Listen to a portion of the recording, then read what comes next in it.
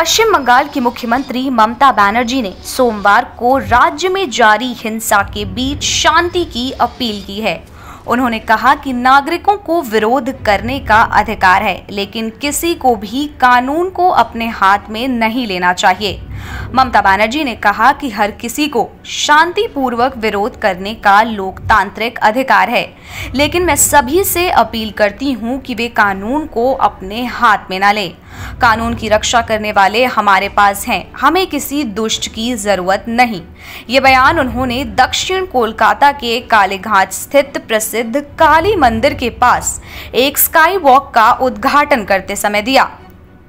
इसके साथ ही ममता बनर्जी ने लोगों से अपील की कि वो धार्मिक गतिविधियों के नाम पर गैर धार्मिक कामों को अंजाम ना दें और किसी भी प्रकार के उकसावे में ना आए।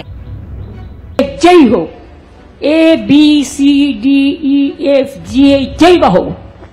आईन कखनो हाथे तुले नेबेन ना। आईनेर जन्य तो आईनेर सबाइके बोलबो शांतिपूर्णभावे गणतांत्रिक आंदोलन करार अधिकार सकलेर आछे उइथ पारमिशन, बाट प्लिज दया करे से जय हो ABCDEFG जय हो। आईन कखनो हाथे तुले नेबेन ना।